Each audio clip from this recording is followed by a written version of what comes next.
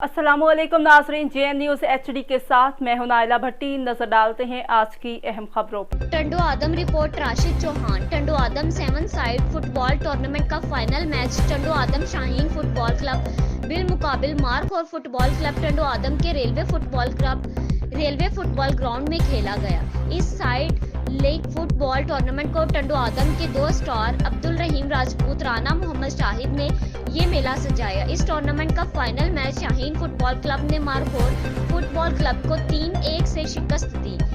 Final match को winner trophy अपने नाम। फाइनल मैच के मेहमान खसूसी मलिक जुल्फिकार अली रोशन ने विनर टीमों के कप्तानों को ट्रॉफियां और नकद कैश इनामात तकसीम किए। इस मौके पर मलिक सादिक दाइमा, अब्दुल समद बलोच और नेशनल प्रेस क्लब के सदर राशिद चौहान एजाजी मेहमान खसूसी के साथ थे।